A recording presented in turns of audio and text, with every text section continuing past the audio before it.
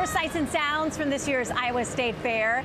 This state is the starting point for GOP presidential candidates looking to win their party's nomination. The caucus is now less than 5 months away.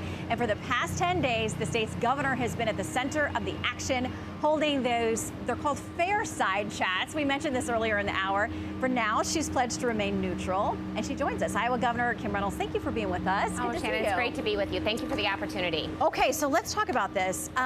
Here in Iowa, people are very savvy. Yep. They want to see their candidates. They want to talk to them. They want to press the flesh, question them face to face.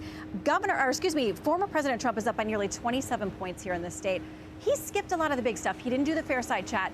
Are Iowans kind of giving him a pass from some of those rules?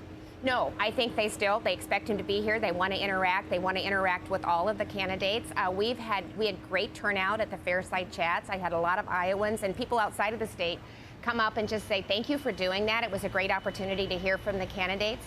And so, you know, Iowans take it very seriously. They're very knowledgeable and they want to interact with the candidates. And so he was on the fairgrounds. He just chose not to do the Fairside Chats. But I think it was a great opportunity for Iowans to continue to hear from our candidates.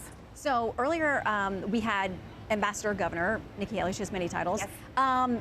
And someone working in her camp said an endorsement from you is a complete game changer here in Iowa. You've said you're not doing that for now.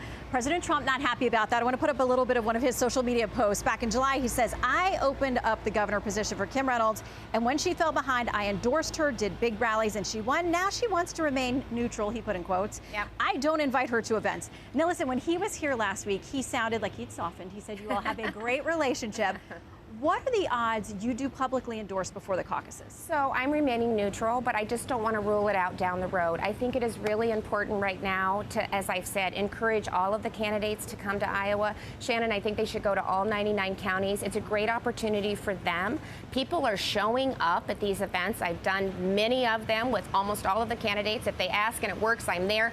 And they are paying attention. They're holding out. I think really what I'm hearing is they want to just they're kind of checking and holding and asking questions, because ultimately what they tell me is we need to put a Republican in the White House in 2024, and they want the candidate that they think can win. And so they are kind of holding back, checking the field, and asking those great questions so that we put the right candidate forward for 2024. So it's possible you endorse before the caucuses. I'm not going to rule it out. I don't want to rule that out, but I'm neutral. I've been neutral, and we're going to continue to invite them to come to the fair. Okay, I noticed that there were some protesters, which is unlike most of Iowa. People are unfailingly polite here.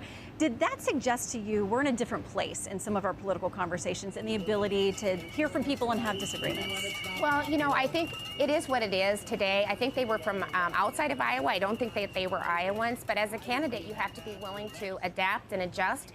And I did say, hey, this isn't Iowa nice. Let's give Iowans and those that are attending the Fairside Chats the opportunity to hear from the candidates. We pressed forward. After a while, they were able to be moved off. But it's just a little bit of a reflection of where we're at today, but that's, you don't see a lot of it. I haven't seen a lot of it at the events that I've been doing, so I think it's still more rare than it's not. So candidates have been here for months, and there are now questions about whether there could be some late entrants into the race, people who haven't spent the time here. Axios reporting this. Big GOP donors are pushing for a Trump alternative. They say Virginia Governor Glenn Youngkin and Georgia Governor Brian Kemp are getting secret overtures from establishment Republicans and have not ruled out running. So would it be too late? Would Iowans be open to hearing from somebody who's missed the fair, who's missed a lot of the big events? I think we have a great field of candidates right now, and I think we don't need more candidates in the field. We probably need less, and that's kind of what we do with the Iowa caucus. Our role is not really to protect the winner, but to really start to narrow the field. So, I think, these candidates have put in a lot of time. We have a great field of candidates, and I think probably we don't need more at this point. Okay, you had a commanding re-election win, much like Governor DeSantis, 19-point margin. You're not without your critics here. So I want to talk about some of the issues that are going on here in Iowa. On the issue of books that are being taken out of school libraries, those kinds of things, The Intercept writes this. The law signed by Iowa Governor Kim Reynolds in May is yet another piece of astroturfed right-wing legislation aimed at eliminating gender nonconformity, anti-racism, and basic reproductive education from schools while solidifying the power of the conservative family unit. Are you banning books that have information about basic reproductive education? No, we're banning books that are pornography, that actually have pornography in them.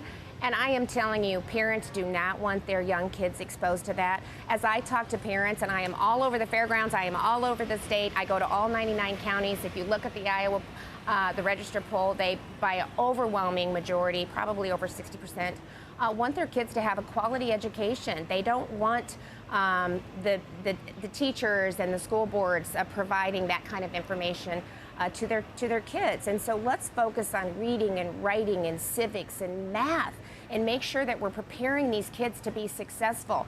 Let the parents decide what they're going to teach their kids when it comes to social issues. But in addition to that, we can't teach our kids to hate this country and to hate each other based on the color of their skin. Again, let's just get back to the basics. We're not where we should be. We kept our kids in school. We were one of the first states that got our kids back in the classroom. So we didn't see the dramatic learning loss that a lot of the states that kept the kids out of the classroom for 2 years. They kept those kids out of the classroom. Not only the mental health, but the decline and the learning loss that they're experiencing. So let's really come together and focus on what we should be doing as educators, and we've got great educators in the state of Iowa that are doing that. But let's really focus on getting these kids where they need to be. I've met some of them here at the Yeah, fair. yeah. Okay, today's the last day. You're heading to Texas tomorrow, Yes, is that correct? yep. So with a number of GOP governors out there, you've got National Guard down at the border. Right. I want to read something from a letter that an Iowan wrote to the Ames Tribune. He said it's unchristian what's happening at the border. He said that life is sacred to you, but you're going to work with another governor who says life is sacred. But the policy is to put razor wire in rivers, maiming innocent people in brutal and defenseless situations, ordered not to provide water in extreme temperatures to people in need, and even to take it away. What do you say about those policies, and how do you answer this? Well, first of all, they're not accurate, so they've been provided misinformation because that is actually not true.